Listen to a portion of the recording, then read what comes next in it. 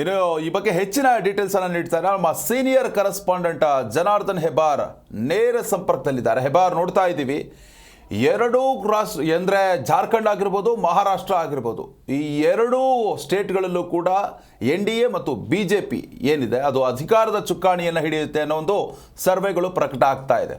ಮೊದಲನೇದಾಗಿ ವೀಕ್ಷಕರಿಗೆ ಸರ್ವೆಯನ್ನು ಯಾವ ರೀತಿ ಮಾಡಲಾಗುತ್ತೆ ಮತ್ತು ಈ ಸರ್ವೆಗಳು ಎಷ್ಟರ ಮಟ್ಟಿಗೆ ನಂಬಲು ಅರ್ಹವಾದವು ಅಂತ ಹೇಳ್ತೀರಾ? ಎಷ್ಟು ಅರ್ಹ ಅಂತಂದರೆ ಇದನ್ನು ಯಾವ ಸಂದರ್ಭದಲ್ಲೂ ಹೇಳಲಿಕ್ಕೆ ಸಾಧ್ಯ ಇಲ್ಲ. ಒಂದು ಹಂತದಲ್ಲಿ ನಂಬಬಹುದು, ಒಂದು ರೀತಿ ಈ ಒಂದು ಗಾಳಿ ಇರ್ಬೋದು, ಈ ರೀತಿಯ ವಾತಾವರಣ ಇರ್ಬೋದು ಅಂತ ಅಷ್ಟೇ ಹೇಳಲಿಕ್ಕೆ ಸಾಧ್ಯ. ಯಾಕಂದರೆ ಕಳೆದ ಬಾರಿ ಮಹಾರಾಷ್ಟ್ರದಲ್ಲಿ ಚುನಾವಣೆ ನಡೆದ ಸಂದರ್ಭದಲ್ಲಿ ಸುಮಾರು 230 ಸ್ಥಾನಗಳವರೆಗೂ ಸಹಿತ ಗೆಲ್ಬೋದು NDA ಮೈತ್ರಿಕೂಟ ಅನ್ನುವಂಥ ಒಂದು ಚಿತ್ರಣ ಬಂದಿತ್ತು. ಆದರೆ ಅಷ್ಟೊಂದು ಗೆದ್ದಿರಲಿಲ್ಲ, 160-170 ಒಳಗಡೆ ಬಂದಿತ್ತು. ಆವಾಗ ಅದು ಒಂದು ರೀತಿಯಲ್ಲಿ ಅಲ್ಲಿ NDAಗೆ ಗೆಲುವಿತ್ತು ಅನ್ನೋ ವಾತಾವರಣವನ್ನು ನಾವು ನೋಡ್ಬೋದು. ಈ ಸರಿ ಬಂದಂಥ ಸರ್ವೆಲೂ ಸಹಿತ ಅದೇ ರೀತಿಯಲ್ಲೇ ಕಾಣಿಸ್ತಾ ಇದೆ. ಎಲ್ಲ ಸರ್ವೆಗಳು 4 ಸರ್ವೆಗಳನ್ನು ನೋಡಿದಾಗ ಜಾರ್ಖಂಡಲ್ಲಿರಲಿ, ಮಹಾರಾಷ್ಟ್ರದಲ್ಲಿರಲಿ ಅದೇ ರೀತಿಯ ಸರ್ವೆಯನ್ನು ನಾವು ಚಿತ್ರಣವನ್ನು ನಾವು ನೋಡ್ತಾ ಇದ್ದೀವಿ. ಸರ್ವೆ ಹೇಗೆ ಅಂತಂದರೆ ಇಲ್ಲಿ ಪ್ರತಿ ಏರಿಯಾಗೂ ಹೋಗಿ ಸರ್ವೆ ಮಾಡೋಂಥ ಸಂಸ್ಥೆಯವರು ಜನರನ್ನು ಮಾತಾಡಿಸಿ ಒಂದಷ್ಟು ಸ್ಯಾಂಪಲ್ಸನ್ನು ಕಲೆ ಹಾಕ್ತಾರೆ. ಇಲ್ಲಿ 100 ಜನರನ್ನು ಹೋಗಿ ಆ ಒಂದು ಊರಿನಲ್ಲಿ 100 ಜನ ಮತದಾರರಿದ್ದರೆ 100 ಜನರನ್ನು ಕೂಡ ಮಾತಾಡಿಸ್ಲಿಕ್ಕೆ ಸಾಧ್ಯ ಇಲ್ಲ. ಒಂದು 10 ಜನರನ್ನು ಮಾತಾಡಿಸ್ತಾರೆ. ಆ 10 ಜನರಲ್ಲಿ ಅಭಿಪ್ರಾಯ ಯಾವ ರೀತಿ ಇದೆ ಅಂತೇಳಿ ಒಂದು 5 ಜನ ಒಂದೊಂದು ರೀತಿಯ ಅಭಿಪ್ರಾಯವನ್ನು ಹೇಳಿದ್ರೆ ಅದನ್ನು 100ರಲ್ಲಿ 50% ಇವರಿಗೆ 50% ಅವರಿಗೆ ಅಂತೇಳಿ ಒಂದು ಲೆಕ್ಕಾಚಾರ ಕ್ಯಾಲ್ಕುಲೇಟರ್ನ ಮಾಡ್ತಾರೆ. ಈ ರೀತಿ ಸರ್ವೆ ಆಗುತ್ತೆ. ಒಂದಷ್ಟು ಸ್ಯಾಂಪಲ್ಸ್ಗಳನ್ನು ಬೇರೆ ಬೇರೆ ವಿಭಾಗದಲ್ಲಿ ಬೇರೆ ಬೇರೆ ಕ್ಷೇತ್ರದಲ್ಲಿ ಜನರನ್ನು ಮಾತಾಡಿಸಿ ಅವರ ಅಭಿಪ್ರಾಯವನ್ನು ಕಲೆ ಹಾಕಿ ಅಭಿವೃದ್ಧಿ ವಿಚಾರದಲ್ಲಿ ಜನ ಪ್ರಶ್ನೆಗಳನ್ನು ಕೇಳ್ತಾರೆ. CM ಯಾರು, ಅವರು ಯಾರಾದರೂ ಇಷ್ಟ ಅನ್ನೋಂಥ ರೀತಿಯಲ್ಲಿ ಪ್ರಶ್ನೆ ಕೇಳ್ತಾರೆ. ಕ್ಷೇತ್ರದಲ್ಲಿ ಅಭ್ಯರ್ಥಿ ಬಗ್ಗೆ ಕೇಳ್ತಾರೆ, ಒಟ್ಟಾರೆ ಪಕ್ಷದ ಬಗ್ಗೆ ಕೇಳ್ತಾರೆ. ಹೀಗೆ ಬೇರೆ ಬೇರೆ ರೀತಿಯ ಪ್ರಶ್ನೆಗಳನ್ನು ಕೇಳಿ ಜನರ ಒಲವು ಯಾವ ಕಡೆ ಇದೆ, ಅಭ್ಯರ್ಥಿಯ ಕಡೆ ಇದೆಯಾ, ಪಕ್ಷದ ಕಡೆ ಇದೆಯಾ, ಅಭಿವೃದ್ಧಿ ಕಡೆ ಇದೆಯಾ, ಕೆಲವೊಂದು ಆ ಸಂದರ್ಭದಲ್ಲಿ ನಡೆಯುವಂತಹ ಘಟನಾವಳಿಗಳನ್ನು ಜನ ವಿರೋಧಿಸೋದು ಬೆಂಬಲಿಸೋದು ಮಾಡ್ತಾ ಇದ್ದಾರೆ. ಇದೆಲ್ಲವನ್ನು ತಾಳೆ ಹಾಕಿ ಒಂದು ಲೆಕ್ಕವನ್ನು ಕೂಡಿಸ್ತಾರೆ. ಅದು ಜನರ ಅಭಿಪ್ರಾಯ ಹೀಗಿರಬಹುದು ಅಥವಾ ಇಷ್ಟರ ಮಟ್ಟಿಗೆ ಜನರ ಅಭಿಪ್ರಾಯ ಈ ರೀತಿ ಇದೆ ಅನ್ನೋಂಥದ್ದನ್ನು ಸಂಗ್ರಹಿಸಿ ತೋರಿಸ್ತಾರೆ ಅಂತ. ನಾವೀಗೇನು ಮತದಾನೋತ್ತರ ಸಮೀಕ್ಷೆ ಅಂತ ನೋಡ್ತೀವಿ, 6 ಗಂಟೆಗೆ ಚುನಾವಣೆ ಮುಗಿದಿದೆ, 1 ಅವರ್ನಲ್ಲಿ ಹೇಗೆ ಇಷ್ಟೊಂದೆಲ್ಲ ಸಂಗ್ರಹಿಸಲಿಕ್ಕೆ ಸಾಧ್ಯ ಅಂತ ಹೇಳಿ ಕೇಳ್ಬೋದು. ಆದರೆ ಇದು ಕೇವಲ 1 ಅವರ್ನಲ್ಲಿ ಆಗುವಂಥ ಕೆಲಸಗಳಲ್ಲ. ಕೆಲವು ದಿನಗಳಿಂದ ನಡೀತಾ ಇರುತ್ತೆ ಪ್ರೊಸೆಸ್, ಹಂತವಾಗಿ ನಡೀತಾ ಇರುತ್ತೆ. ಆರಂಭದಲ್ಲಿ ಈಗೇನು NDA ಮೈತ್ರಿಕೂಟದ ಪರವಾಗಿ ಜನರ ಒಲವಿದೆ ಅಂತ ನೋಡ್ತಾ ಇದ್ದೀವಿ. ಇದು ಆರಂಭದಲ್ಲಿ ಬೇರೆ ರೀತಿಯೇ ಇರ್ಬೋದು. ಮಹಾವಿಕಾಸ್ ಅಘಾಡಿ ಪರವಾಗಿ ಇತ್ತು ಜನರ ಅಭಿಪ್ರಾಯ ಅಂತಲೂ ಕೂಡ ಅಲ್ಲಿ ಆಗಿರ್ಬೋದು. ಆರಂಭದಲ್ಲಿ ಬರ್ತಾ ಬೇರೆ ಬೇರೆ ಕಾರಣಕ್ಕಾಗಿ ಚಿತ್ರಣ ಚೇಂಜ್ ಆಗ್ತಾ ಬರುತ್ತೆ. ಅಂತಿಮವಾಗಿ ಇವತ್ತು 6 ಗಂಟೆಗೆ ಮತದಾನ ಮುಗಿದ ನಂತರದಲ್ಲಿ ಜನರ ತೀರ್ಪು ಬಹುತೇಕ NDA ಮೈತ್ರಿಕೂಟ ಅಂದರೆ BJP, ಶಿಂದೆ ಶಿವಸೇನೆ ಬಣ, NCP ಅಜಿತ್ ಪವಾರ್ ಬಣ, ಈ 3 ಪ್ರಮುಖ ಪಕ್ಷಗಳ ಒಕ್ಕೂಟಕ್ಕೆ ಜನರ ಬೆಂಬಲ ಹೆಚ್ಚಿನ ರೀತಿಯಲ್ಲಿ ಕಾಣಿಸ್ತಾ ಇದೆ ಅನ್ನೋದನ್ನು ಈ ಸಮೀಕ್ಷೆಗಳು ಹೇಳ್ತಾ ಇದ್ದಾವೆ, ಎಕ್ಸಿಟ್ ಪೋಲ್ಗಳು ಹೇಳ್ತಾ ಇದ್ದಾವೆ. ಇಲ್ಲಿ ಇನ್ನೊಂದು ಭಾಳ ಪ್ರಮುಖವಾಗಿ ಗಮನಿಸಬೇಕಾಗಿದ್ದು, ಭಾಳಷ್ಟು ಸರಿ ನಾವು ನೋಡ್ತೀವಿ ಈ ಸಮೀಕ್ಷೆಗಳೇ ಉಲ್ಟಾ ಆಗಿದೆ ಅನ್ನೋದನ್ನು ನೋಡ್ತೀವಿ, ಸಮೀಕ್ಷೆ 100% ನಿಜ ಆಯಿತು ಅನ್ನೋದನ್ನು ನೋಡ್ತೀವಿ. ಆದರೆ ಕಳೆದ ಬಾರಿ ಮಹಾರಾಷ್ಟ್ರದಲ್ಲಿ ಆಗಿರುವಂಥ ಚಿತ್ರಣ ಏನಂತಂದರೆ ಸಮೀಕ್ಷೆ ಬಹುತೇಕ ಸರಿಯಾಗಿತ್ತು. ಅಂದರೆ NDA ಮೈತ್ರಿಕೂಟಕ್ಕೆ, ಶಿವಸೇನೆ ಮತ್ತು BJP ಮೈತ್ರಿಕೂಟಕ್ಕೆ ಅಲ್ಲಿ ಬಹುಮತ ಸಿಗುತ್ತೆ ಅನ್ನೋದು ಸಮೀಕ್ಷೆ ಸರಿಯಾಗಿತ್ತು. ಆದರೆ ಸರ್ಕಾರ ರಚನೆ ಮಾಡಿದ್ದು ಕಾಂಗ್ರೆಸ್ ಮತ್ತು ಶಿವಸೇನೆ ಆಗಿತ್ತು. ಕಾರಣ ಅಂತ ಏನಂದರೆ ಅಲ್ಲಿ BJP ಮತ್ತು ಠಾಕ್ರೆ ನೇತೃತ್ವದಲ್ಲಿದ್ದಂಥ ಶಿವಸೇನೆ ಬಣ ಅವತ್ತಿನ ದಿನದಲ್ಲಿ ಅಧಿಕಾರಕ್ಕಾಗಿ ಕಿತ್ತಾಡಿಕೊಂಡು ನಮಗೆ ಅಧಿಕಾರ ಬೇಕು, CM ಸ್ಥಾನ ಬೇಕು ಅಂತೇಳಿ ಶಿವಸೇನೆ ಬಣ ಪಟ್ಟಿ ಹಿಡ್ಕೊಂಡು ಕೂತ್ಕೊಂಡ ಕಾರಣಕ್ಕಾಗಿ ಅದು ಸಾಧ್ಯವಾಗದೇ ಇರೋ ಕಾರಣಕ್ಕಾಗಿ ಅವರು ಕಾಂಗ್ರೆಸ್ ಜೊತೆ ಹೋಗಿ ಕೈ ಜೋಡಿಸಿ ಸರ್ಕಾರವನ್ನು ರಚನೆ ಮಾಡ್ತಾರೆ. ಬಹುಮತ ಆರಂಭದಲ್ಲಿ NDA ಮೈತ್ರಿಕೂಟಕ್ಕೆ ಬಂದರೂ ಕಾಂಗ್ರೆಸ್ ಮತ್ತು ಶಿವಸೇನೆ ಸೇರಿ ಸರ್ಕಾರವನ್ನು ರಚನೆ ಮಾಡಿದ್ದನ್ನು ನಾವು ನೋಡಿದ್ದೀವಿ. ಆ ನಂತರದಲ್ಲಿ ಮತ್ತೆ ಚಿತ್ರಣ ಬೇರೆ ಆಯಿತು. ಶಿವಸೇನೆ ಒಡೆದು ಶಿಂದೆ ಬಣ ಪ್ರತ್ಯೇಕವಾಗಿ BJP ಜೊತೆ ಬಂತು, NCPಯಲ್ಲಿ ಅಜಿತ್ ಪವಾರ್ ಬಣ ಬಂತು. ಇವರೆಲ್ಲ ಸೇರಿ ಸರ್ಕಾರವನ್ನು ರಚನೆ ಮಾಡಿದ್ರು. ಮೊನ್ನೆವರೆಗೂ ಅವ್ರದ್ದೇ ಸರ್ಕಾರ ಇತ್ತು. ಈಗ ಮತ್ತೊಮ್ಮೆ ಅಧಿಕಾರಕ್ಕೆ ಬರ್ತಾ ಇದೆ NDA ಮೈತ್ರಿಕೂಟ ಅನ್ನೋಂಥ ಪ್ರಶ್ನೆಯಲ್ಲಿ ಕಾಣ್ತಾ ಇದೆ ಸದ್ಯಕ್ಕಿರುವಂಥ ಸಮೀಕ್ಷೆಯಲ್ಲಿ.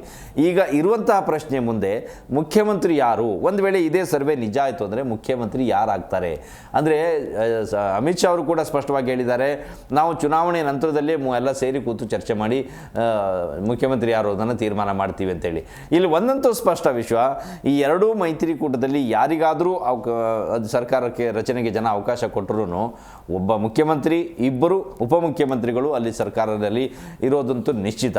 ಕಾರಣ ಏನಂದರೆ NDA ಮೈತ್ರಿಕೂಟ ಅಂದರೆ BJP ಜೊತೆ ಇರುವಂಥ ಮೈತ್ರಿ ಪಕ್ಷ ಮತ್ತು ಕಾಂಗ್ರೆಸ್ ಜೊತೆ ಇರುವಂಥ ಮೈತ್ರಿ ಪಕ್ಷ, ಈ ಎರಡೂ ಕಡೆಯಲ್ಲೂ ಇನ್ನೆರಡು ಪ್ರಮುಖ ಪಕ್ಷಗಳಿದ್ದಾವೆ. ಅವರಿಗೆ ಸ್ಥಾನ ಕೊಡಲೇಬೇಕಾಗತ್ತೆ. ಮುಖ್ಯಮಂತ್ರಿ ಸ್ಥಾನ ಅಂತೂ ಒಂದೇ ಇರೋದ್ರಿಂದ ಉಪಮುಖ್ಯಮಂತ್ರಿ ಸ್ಥಾನವನ್ನು ಕೊಡ್ತಾರೆ. ಇನ್ನೊಂದು ಪ್ರಮುಖ ಅಂಶ ಅಂದರೆ ಜಾರ್ಖಂಡಲ್ಲಿ ನೋಡ್ತಾ ಹೋದರೆ ಈ ಬಾರಿ BJP ಮೈತ್ರಿಕೂಟಕ್ಕೆ ಅಲ್ಲಿ ಹೆಚ್ಚಿನ ಒಲವು ಸಿಗ್ತಾ ಇದೆ. All India Jharkhand student union ಅವರು ಮತ್ತು JDU ಇವರೆಲ್ಲ BJP ಜೊತೆನೇ ಇದ್ದಾರೆ. ಇವರಿಗೆ ಅಲ್ಲಿ ಬಹುಮತ ಸಿಗುವಂಥ ಸಾಧ್ಯತೆ ಇದೆ ಅಂತೇಳಿ ಸರ್ವೆಗಳು ಹೇಳ್ತಾ ಇದ್ದಾವೆ. ಸುಮಾರು ಒಂದು 40ರಿಂದ 45-50ರವರೆಗೂ ಸಾಧ್ಯತೆ ಇದೆ ಅಲ್ಲಿ ಬಹುಮತಕ್ಕೆ. ಅಂದರೆ ಮ್ಯಾಜಿಕ್ ಸಂಖ್ಯೆ 41 ಆದ್ರೂ ಅಷ್ಟರವರೆಗೆ 50ರವರೆಗೂ ಹೋಗೋ ಸಾಧ್ಯತೆ ಇದೆ ಅಂತೇಳಿ ಸರ್ವೆಗಳು ಹೇಳ್ತಾ ಇದ್ದಾವೆ. ಈ ಚುನಾವಣೆಯಲ್ಲಿ ಜಾರ್ಖಂಡ್ ಮತ್ತು ಮಹಾರಾಷ್ಟ್ರ ಎರಡೂ ಕಡೆಯಲ್ಲೂ BJP ಅಥವಾ NDA ಮೈತ್ರಿಕೂಟಕ್ಕೆ ಜನ ಜೈ ಎಂದ ಹಾಗೆ ಸದ್ಯಕ್ಕಂತೂ ಕಾಣಿಸ್ತಾ ಇದೆ. ವಿಶ್ವ ಇದು ಎರಡು ರಾಜ್ಯಗಳ ಜೊತೆಯಲ್ಲಿ ನಮ್ಮ ರಾಜ್ಯವನ್ನು ನಾವು ಮರೆಯುವಾಗಿಲ್ಲ. ನಮ್ಮ ರಾಜ್ಯದಲ್ಲಿ 3 ಕ್ಷೇತ್ರದಲ್ಲಿ ಉಪಚುನಾವಣೆ ನಡೆದಿದೆ. ವಿಧಾನಸಭಾ ಕ್ಷೇತ್ರದಲ್ಲಿ ಚನ್ನಪಟ್ಟಣದಲ್ಲಿ ಜನರ ಒಲವು ಯಾರಿಗೆ ಅಂತೇಳಿ ಸ್ಪಷ್ಟವಾಗಿ ಹೇಳಲಿಕ್ಕೆ ಸಾಧ್ಯ ಆಗ್ತಾ ಇಲ್ಲ ಅನ್ನೋದು ಮಟ್ಟಿಗೆ ಅಲ್ಲಿ ಚುನಾವಣೆ ನಡೆದಿದೆ ಅನ್ನುವಂಥ ಸದ್ಯದ ಒಂದು ಮಾಹಿತಿ. ಅಲ್ಲಿ ಥಿನ್ ಮಾರ್ಜಿನ್, ಕಡಿಮೆ ಅಂತರದಲ್ಲಿ ಯಾರಾದರೂ ಗೆಲ್ಲಬಹುದು ಅಂತೇಳಿ ಸದ್ಯಕ್ಕೆ ಹೇಳಲಾಗ್ತಾ ಇದೆ. ಅದರಲ್ಲಿ ಸದ್ಯಕ್ಕೆ ಹೆಚ್ಚಿನ ಪಕ್ಷ ನಿಖಿಲ್ ಪರವಾಗಿ ಕಾಣಿಸ್ತಾ ಇದೆ. ಆರಂಭದಲ್ಲಿ CP ಯೋಗೀಶ್ವರ್ ಪರವಾಗಿಯೇ ಇತ್ತು. ಆ ನಂತರದಲ್ಲಿ ಕೆಲವರು ಆಡಿದ ಮಾತುಗಳು, ನಡೆದಂಥ ಸನ್ನಿವೇಶ, ಕೆಲವೊಂದು ಘಟನೆಗಳು, ಇದೆಲ್ಲ ಕಾರಣಕ್ಕಾಗಿ ತಾಳ್ಮೇಳೆ ಹಾಕ್ತಾ ಹೋದಾಗ ಜನ ನಿಖಿಲ್ ಕಡೆಯಲ್ಲಿ ವಾಲಿದ್ದಾರೆ ಅನ್ನೋಂಥದ್ದು ಒಂದು ಸದ್ಯಕ್ಕೆ ಸಿಗ್ತಾ ಇರುವಂಥ ಒಂದು ಸಣ್ಣ ಅಪ್ಡೇಟ್ಸ್. ಏನಾಗುತ್ತೆ ಅನ್ನೋದು 23ಕ್ಕೆ ಮಧ್ಯಾಹ್ನನೇ ಗೊತ್ತಾಗೋದು. ಅಲ್ಲಿವರೆಗೆ ಸದ್ಯದ ಪ್ರಿಡಿಕ್ಷನ್ ಪ್ರಕಾರ ನಿಖಿಲ್ ಪರವಾಗಿ ಇದೆ ಅಂತ ಹೇಳ್ತಾ ಇದ್ದಾರೆ.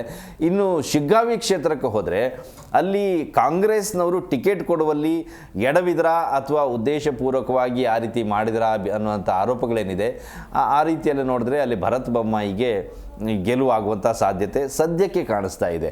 ಅಂದರೆ ಮುನ್ನಡೆ ಅವರಿಗೆ ಸಿಗಬಹುದು ಅಂತೇಳಿ ಒಂದು ಪ್ರಿಡಿಕ್ಷನ್ ಸದ್ಯಕ್ಕಿದೆ. ಸಂಡೂರಿನಲ್ಲಿ ಕಾಂಗ್ರೆಸ್ಸಿಗೆ ಹೆಚ್ಚಿನ ಒಲವು ಜನ ತೋರಿಸ್ದಂಗೆ ಕಾಣಿಸ್ತಾ ಇದೆ. ಯಾಕಂದರೆ ಸಂತೋಷ್ ಲಾಡ್ ಅಥವಾ ಅಲ್ಲಿ ಲಾಡ್ ಫ್ಯಾಮಿಲಿ ಹಿಡಿತದಲ್ಲಿ ಆ ಕ್ಷೇತ್ರ ಇದೆ. ಅಲ್ಲಿನ ಜನ ಈಗಲೂ ಕೂಡ ಅವ್ರ ಪರವಾಗಿ ಇದ್ದಾರೆ. ತುಕಾರಾಮ್ MLA ಆಗಿದ್ದಾಗಲೂ ಸಹಿತ ಅವ್ರನ್ನ ಜೊತೆ ತುಂಬ ಚೆನ್ನಾಗಿ ನಡ್ಕೊಳ್ತಾ ಇದ್ರು ಜನರ ಜೊತೆ ಅನ್ನೋಂಥ ಮಾತುಗಳಿದ್ದಾವೆ. ಆದರೆ ಚುನಾವಣೆ ಸಂದರ್ಭದಲ್ಲಿ ಅಥವಾ ವೋಟಿಂಗ್ ಮುಗಿದಂಥ ಸಂದರ್ಭದಲ್ಲಿ ಇಂತಹ ಪ್ರಿಡಿಕ್ಷನ್ ಇರುತ್ತೆ. ಅಂತಿಮವಾಗಿ ಜನ ಏನು ತೀರ್ಮಾನ ಮಾಡಿದ್ದಾರೆ, ಯಾವ ಕಾರಣಕ್ಕಾಗಿ ಇಂತಹ ತೀರ್ಮಾನ ತೆಗೆದುಕೊಂಡ್ರು ಅನ್ನೋದು ಚುನಾವಣೆ ಫಲಿತಾಂಶ ಬಂದ್ರ ನಂತರಲೇ ಗೊತ್ತಾಗಬೇಕಷ್ಟೇ. ವಿಶ್ವ, ಧನ್ಯವಾದ ಹೆಬಾರ್ ತಮ್ಮೆಲ್ಲ ಡೀಟೇಲ್ಸ್ಗಾಗಿ.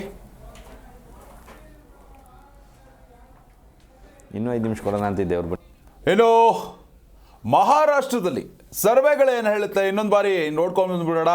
ಚುನಾವಣೋತ್ತರ ಸಮೀಕ್ಷೆಗಳು CNN 18 ಪ್ರಕಾರ NDA 154 ಸ್ಥಾನ, MVA 124 ಸ್ಥಾನ ಮತ್ತು ಇತರರು 6 ಸ್ಥಾನಗಳನ್ನು ಗಳಿಸ್ತಾರೆ ಅನ್ನೋ ಒಂದು ಸರ್ವೆಯನ್ನು CNN 18 ಕೊಟ್ಟಿರುವಂಥದ್ದು.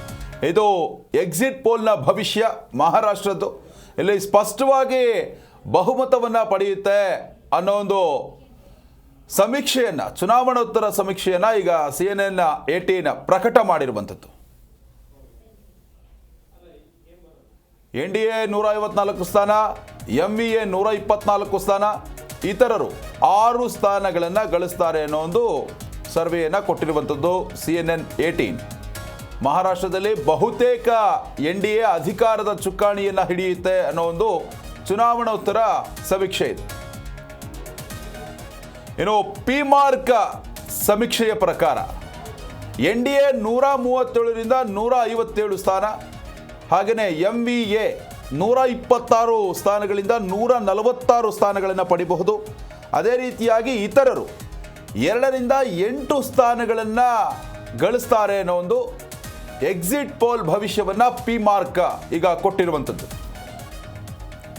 ಇನ್ನು ಮ್ಯಾಟ್ರಿಕ್ಸ್ ಪ್ರಕಾರ NDA 150ರಿಂದ 170 ಸ್ಥಾನಗಳನ್ನು, MVA 110ರಿಂದ 130 ಸ್ಥಾನಗಳನ್ನು, ಇನ್ನು ಇತರರು 8ರಿಂದ 10 ಸ್ಥಾನಗಳನ್ನು ಗಳಿಸ್ತಾರೆ ಅನ್ನೋ ಒಂದು ಭವಿಷ್ಯವನ್ನು ಈಗ ನುಡಿರುವಂಥದ್ದು. ಇದು ಸಮೀಕ್ಷೆ ಇದೆ.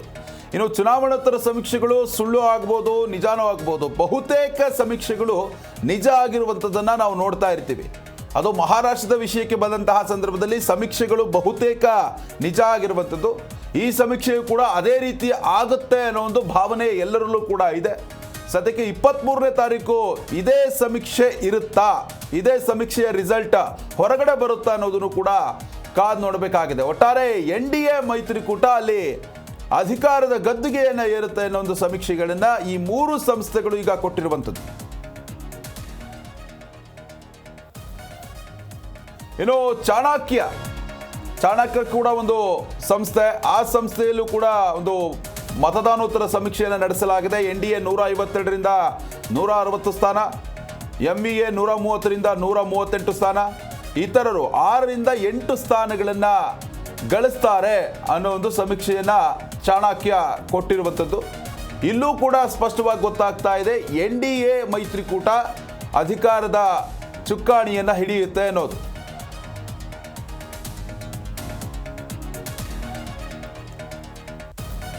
ಇನ್ನು ಸುದರ್ಶನ್ ಕಡೆಯಿಂದ ಬಂದಿರುವಂತಹ ಎಕ್ಸಿಟ್ ಪೋಲ್ ಭವಿಷ್ಯ ಇದು. NDA 167 ಸ್ಥಾನ, MEA 119 ಸ್ಥಾನ, ಇನ್ನು ಇತರರು 14 ಸ್ಥಾನಗಳನ್ನು ಗಳಿಸ್ತಾರೆ ಅನ್ನೋ ಒಂದು ಎಕ್ಸಿಟ್ ಪೋಲ್ ಭವಿಷ್ಯವನ್ನು ಸುದರ್ಶನ್ ಸಂಸ್ಥೆ ನೀಡಿರುವಂಥದ್ದು.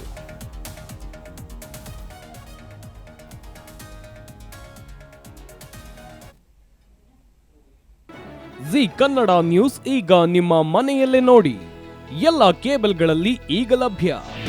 ನಿಮ್ಮ ನೆಚ್ಚಿನ ಜಿ ಕನ್ನಡ ನ್ಯೂಸ್ ಈಗ ಸನ್ ಡೈರೆಕ್ಟ್ ನಲ್ಲಿ number 292, Tata play number 1664, Jio TV number 1334, NXT digital number 30, in cable number 30, city networks 51, U digital number 162, GTPL number 17, Rockline telecommunications number 42, Shri Basaveshwara cable number 168, rural cable network 60, Vinayaka digital 57, Abhishek cable 821, city channel 53, Siddeshwara cable network 57, V4 digital Infotech 628, Surya digital networks 53, Gajanan digital number 836, Malnad infotech private limited number